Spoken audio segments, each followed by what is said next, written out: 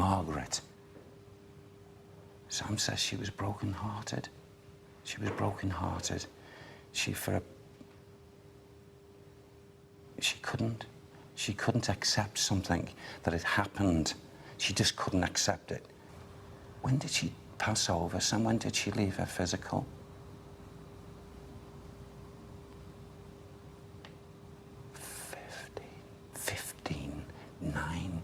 9 in the July. In the July. In the July. And was it natural? Did she pass over naturally? Why did she pass, Sam? She became reclusive. She went in with herself, and she could not come to terms with a death. And I feel, the only way I can describe it, my feelings as if I was just like broken in feeling. Like, I just feel as if she just shriveled away. She didn't want to know. After some research, we discovered that Derek may have been describing the tragic demise of Margaret Radcliffe, a maid of honour to Elizabeth I. She starved herself to death in November 1599, unable to get over the loss of her twin brother, Alexander, 3 months earlier. Many believe that Margaret is the White Lady, but as our investigation continued, we started to suspect she wasn't the only spirit roaming this ancient building. We have the remains of a young child. I was shitting my pants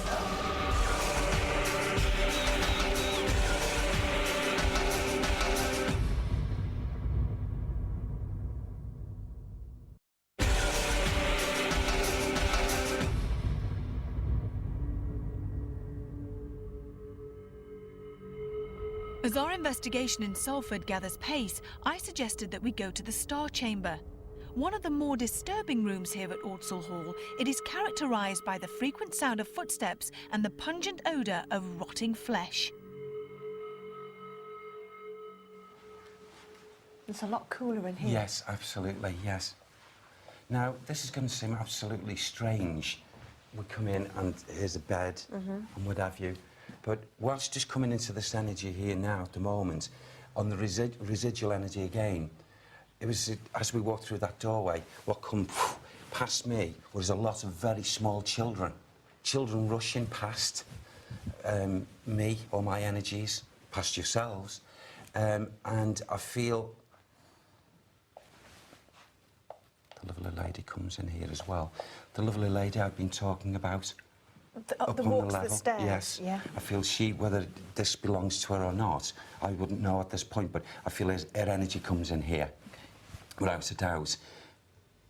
The energies of the name Sir John comes here. He comes here.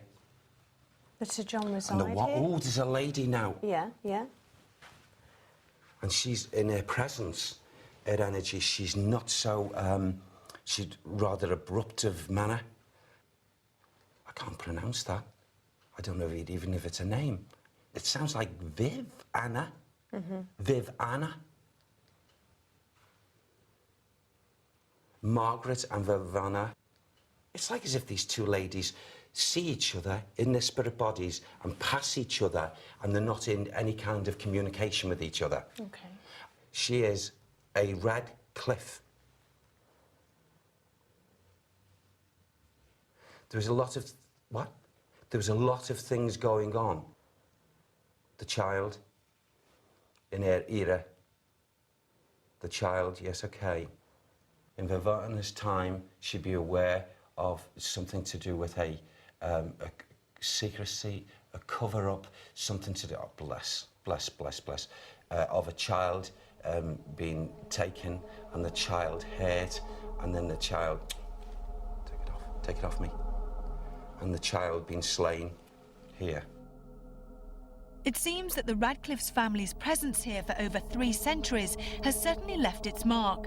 With so many spirits apparently residing here, all of the most haunted crew were starting to feel quite uneasy, and as we prepared our cameras for night vision filming, we decided to visit a room which has had very few paranormal incidents. But it didn't take Derek long before he was able to reveal some shocking new insights into the history of Ordsall Hall. Right, okay.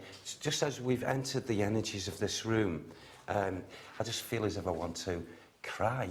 I'm not going to physically cry, but I feel that way because what seemed to be replaying back to me here from the energies is of a crying and a screeching and a screaming of a young child, a boy child, who was, I just feel, got hold of, taken, dragged, and virtually almost to be knocked, I feel, unconscious. And it's disgusting. It's horrible. And I just feel, can I just walk over to these energies here?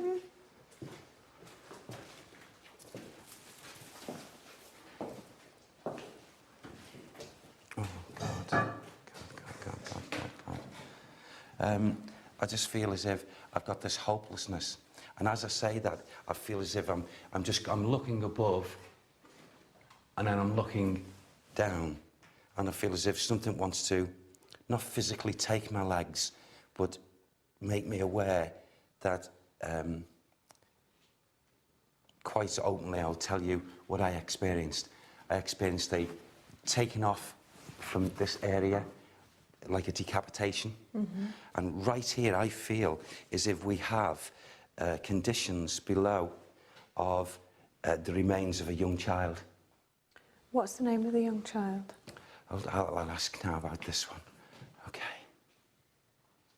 Can you give me, please, Sam, please, it's most important, bless. Inquire if you don't know yourself. Now, Sam, as I'm asking this, he's just given me something, and he just 17, very clearly, 1704, 1704. When the boy died? I feel it must be a connection with this boy. Oh, the master covered up the slaying of this boy from the person who was either a servant, something serving the master. Who is the master, please? Who is it? Can you give me both names? John? Is it Scott? Stock. John Stock was the master. And, it's just coming up here from me here, on my legs. That boy's remains are underneath here. I feel this child, the spirit of this child moves about on a regular basis. What's the name of the child? James. James. Can you give me, please? Oldroyd. James Oldroyd. James Oldroyd. Same name as his father. What's his age when he died? I feel that this little one wouldn't have been any more than 5 or 6. Okay. His life was taken from him. It was barbaric the way this was done.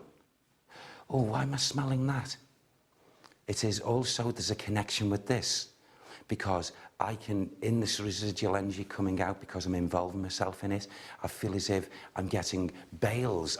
This will sound crazy, but I'm getting bales and bales of cotton. Now, they don't belong here, but for some reason I just seem to be housed. And there's cotton all around me here. Right. Cotton, bales, and the smell of cotton. And this little boy would have been around those conditions. Can I ask you something specific about the ground? Yes. I don't know how clear you get the energy from the ground, but could you kind of walk around the edge of it? I mean, you say it's around here somewhere, but is there any way you could... Okay, just if I can walk back into it, because once you get round close to it,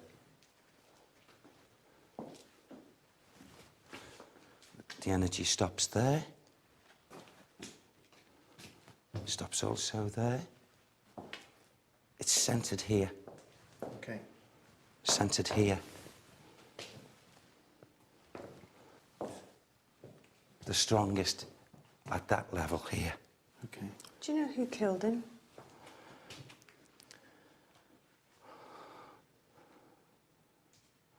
A man with the hook. The man with the hook. Show me the hand and the hook is with the bales. He did it to him. And that's how he did. That's how he took his arm. Oh, God. I can get his